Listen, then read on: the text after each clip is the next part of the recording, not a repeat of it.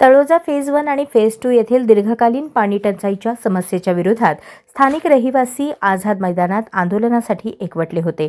माजी आमदार बाळाराम पाटील यांच्या मार्गदर्शनाखाली आणि तळोजा फेज 1 व फेज 2 सहकारी गृहनिर्माण संस्थेचे अध्यक्ष प्रसाद ढगे पाटील यांच्या पुढाकाराने करण्यात आलेल्या या आंदोलनात मोठ्या संख्येने रहिवासी सहभागी झाले होते। या आंदोलनादरम्यान आंदोलनकर्त्यांच्या शिष्टमंडळाची मंत्रालयात नगरविकास विभागाच्या सहसचिवांसोबत बैठक झाली। या बैठकीत पाणी टंचाईसह एकूण 8 मागण्यांबाबत चर्चा झाली। बैठकीनंतर सहसचिवांनी सिडकोला तातडीने अहवाल सादर करण्याचे लेखी आदेश दिले आहेत। पाण्याच्या समस्येवर कायमस्वरूपी तोडगा निघावा यासाठी आम्ही कटिबद्ध असून सहसचिवांनी दिलेल्या लेखी आदेशामुळे आमच्या मागण्या लवकरच पूर्ण होतील असा आशावाद प्रसाद ढगे पाटील यांनी व्यक्त केला। आज आजाद मैदान आप जा रहे हैं, मैं आ नहीं पा रहा हूँ। मेरा एक 2012 का कोर्ट केस पनवेल कोर्ट में है, इसीलिए मुझे उधर जाना है। काम के सिलसिले में 2-3 बार तारीख को मैं गया नहीं हूँ, इसीलिए उधर जाके मेरे को कोर्ट में प्रेजेंट होना जरूरी है। आपके साथ उधर मेरे जो पीए है किशोर सुतार वो आएंगे और आपकी सिडको वाले या फिर मंत्रालय के किसी अधिकारी से मुलाकात कराएंगे। इसमें अपने साथ डिस्कशन तो गवर्नमेंट जरूर करेगा, इतना बंदोबस्त वहां पे होगा। आप सभी को शुभकामनाएं देता हूं। तर मोठ्या संख्येनं आझाद मैदान या ठिकाणी आम्ही एक फायनल तोडगा म्हणून आज आम्ही आलेलो आहे।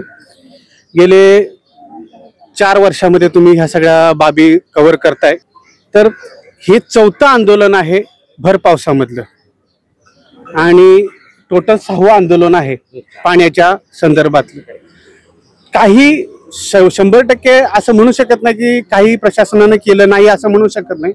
1.25 करोडची लाईन दिली, जिथे पाणी अजिबात येत नव्हतं। त्या आंदोलनाच्या माध्यमातून ज्या मागण्या केल्या त्यातल्या काही अंशी मागण्या प्रशासनानं मान्य करून त्याच्यावर कारवाई केली। अजिबात पाणी येत नव्हतं, त्या ठिकाणी पाणी आज 10 युनिट 15 युनिट 20 युनिट असं पाणी येते। परंतु वाढत्या लोकसंख्येच्या अनुसार पाण्याचं कॅल्क्युलेशन होत नाही, तिथे कुठे गफला गडबड होते।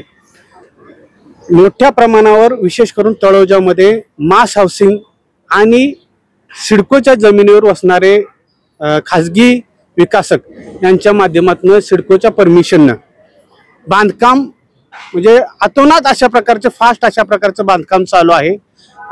आणि असं असताना त्याचं कुठेतरी प्लॅनिंग नाही, म्हणजे महानगरपालिका आणि सिडको ही प्लॅनिंग अथॉरिटी आहे, पण it is failure of planning authority.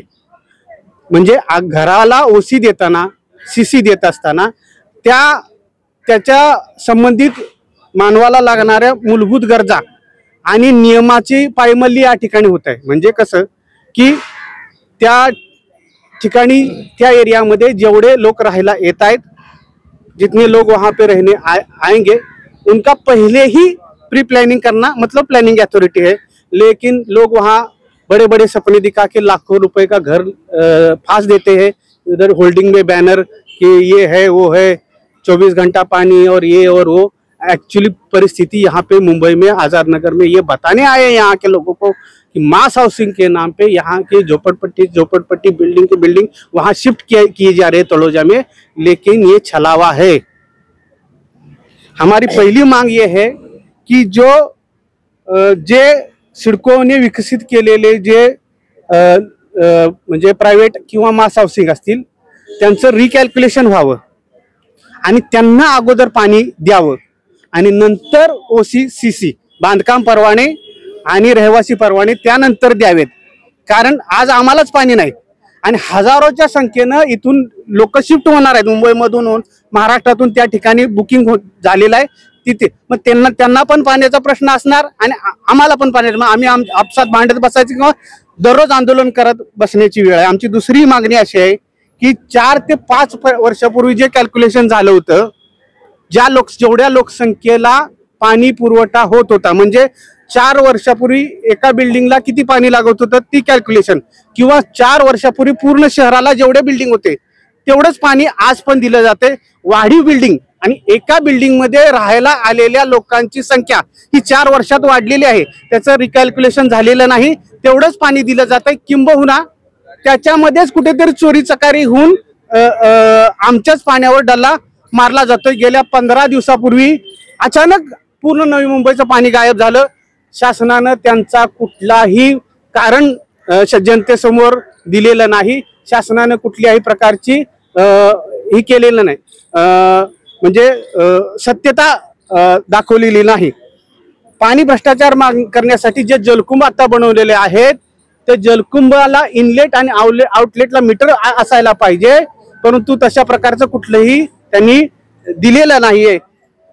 Taloja phase 2 चा जो जलकुंभ आहे गेले कित्येक वर्ष झालं बांधलेला आहे, परंतु तो कुठल्याही प्रकारे चालू केलेला नाही किंवा आता कमी प्रमाणात जो चालू आहे त्याचं पाणी दुसरीकडेच जातंय। म्हणजे आपसात भांडण लावायचा प्रश्न आहे। आणि नवीन मास हाऊसिंग ज्या सोसायटी आता झालेल्या आहेत जिथे हजारो घरं आहेत त्यांचं स्वतंत्र जलकुंभ पाहिजे आम्हाला। त्यांना रिकॅल्क्युलेशन अगेनचा विषय आहे। आणि आमचा शेवटचा असा मुद्दा आहे की जे मास हाऊसिंगचे जे घर आहेत त्यांचं लिकेजेस एका वर्षाच्या प्रोजेक्शनमध्ये इथं क्वालिटीचा अभाव आहे, लिकेजेस आहेत। आणि त्यामुळे काय होते एका वर्षाच्या त्याचं जर घर गळायला लागलं तर ह्याचा अर्थ शासनाने जी बांधलेली घरं आहेत ती निकृष्ट दर्जाची आहेत। आणि आमची मागणी करण्यासाठी सिडको प्रशासनाकडे टाउन प्लॅनिंग डिपार्टमेंटकडे आम्ही या ठिकाणी आलेलो आहे की जे घरं निकृष्ट दर्जाची नवी बांधलेली निकृष्ट दर्जाची घर आहेत ज्या इंजिनियरच्या निरीक्षणाखाली ज्या अधिकाऱ्यांच्या निरीक्षणाखाली केलेले त्यांच्यावर पहिल्यांदा कारवाई करायला पाहिजे। आणि ज्या कंत्राटदाराला ती बांधकाम दिलेलं होतं त्यांच्यावर कारवाई झाली पाहिजे। आणि आमच्या मूलभूत सुविधा 4-5 आहेत की ज्यामध्ये एवढी मोठी जनसंख्या तुम्ही येऊन तिथं बसवली, परंतु अग्निशमन केंद्र तिथं नाहीये, तिथं बस डेपो नाहीये, तिथं हॉस्पिटल नाहीये, तिथं प्रदूषण नियंत्रणाचं काहीच सुविधा नाहीये। प्लॉट्स आहेत सर्वांसाठी, मग ही प्लॅनिंग अथॉरिटी करते काय? असा हा मोठा ओहापोह घेऊन आलेलो आहे। मोठ्या संख्येनं आम्ही या ठिकाणी महिला वर्किंग डे असून सुद्धा आम्ही या ठिकाणी आलोय। ह्याचं कारणच हे आहे की आम्ही त्रस्त गेल्या 14 वर्षापासून हा वनवास आम्हाला भोगावा लागतोय। प्रशासनाचं कुठलंही लक्ष या ठिकाणी नाहीये। आम्ही इथं पावसात कितीही वेळ थांबायला तयार आहोत, परंतु आमची त्यांच्याशी सकारात्मक चर्चा आणि ह्यांचं लेखी उत्तर आम्हाला या सगळ्या मागण्यांचं आल्याशिवाय आम्ही शांत बसणार नाही। या आंदोलनादरम्यान आंदोलनकर्त्यांच्या शिष्टमंडळाची मंत्रालयात नगरविकास विभागाच्या सहसचिवांसोबत बैठक झाली। या बैठकीत पाणी टंचाईसह एकूण 8 मागण्यांबाबत चर्चा झाली। सर्वप्रथम मी धन्यवाद व्यक्त करेल इथल्या पोलीस यंत्रणेचं। त्यांनी आम्हाला अगदी सुरक्षितरित्या इथे आणलं, सर्व जनतेला प्रोटेक्शन देऊन, आणि इथून परत प्रोटेक्शनमध्ये आम्हाला मंत्रालयात फर्स्ट प्रायोरिटीमध्ये घेऊन गेले। याचबरोबर धन्यवाद आमदार बाळाराम पाटील साहेब यांचं की ज्यांच्यामुळं हे सगळं फ्लुएंटली चाललं। नगर रचना विभागाचे सहसचिव, नगर विकास विभागाचे सहसचिव श्री शिंदे साहेब यांच्याशी आमच्या शिष्टमंडळाची सविस्तर आणि टेक्निकल पूर्ण बैठक झाली, ज्याच्यामध्ये जे 8 मुद्दे आपण मांडले होते त्यातला एक मुद्दा तात्काळ पूर्ण करण्यासंदर्भात ऑर्डर्स दिलेली आहे। आणि बाकीच्या 7 मुद्दे जे आहेत ओसी, बांधकाम थांबवणे, नवीन परवाने देणे, पाण्याची व्यवस्था आणि ह्या सगळ्या गोष्टी, वाढीव लोकसंख्या, लिकेजेसचा प्रश्न, मास हाऊसिंगचा, ह्या संदर्भात अगदीच कमी पिरियडमध्ये म्हणजे येत्या 2 ते 3 दिवसात किंवा आठवड्याभरामध्ये सिडको MD यांच्याशी शिष्टमंडळाची परत एकदा बैठक लावण्यात येईल आणि त्याचा अहवाल मंत्रालयाकडे पाठवण्याचे आदेश मंत्रालयाने दिलेले आहेत, सहसचिवांनी दिलेले आहेत। आणि तो अहवाल आल्यानंतर ह्या ज्या वर्षानुवर्ष प्रलंबित मागण्या आहेत आणि गंभीर गोष्टी आहेत लिकेजेस सकट किंवा पाणी पुरवठ्याच्या सकट, त्या मागण्या पूर्ण होण्यासाठी या विभागाचे कॅबिनेट मंत्री सन्माननीय उपमुख्यमंत्री आहेत, उपमुख्यमंत्र्यांच्याकडे त्यानंतर काही दिवसात तात्काळ म्हणजे सिडकोमध्ये बैठक झाल्यानंतर पुन्हा उपमुख्यमंत्र्याकडे बैठक होईल आणि तात्काळ उपाययोजना कायमस्वरूपी परमनंट सोल्युशन, आंदोलन झालं म्हणून 4 दिवस पाणी सोडलं ह्याला आम्ही कंटाळलेलो आहोत। आता कायमस्वरूपी सोल्युशनसाठी आम्ही म्हणजे चंग बांधलेला आहे, मनात जिद्द केलेली आहे आणि त्यासाठी ह्या 2 मीटिंग पुढच्या येणाऱ्या फार महत्त्वाच्या आहेत. तुमच्या सगळ्यांचे धन्यवाद.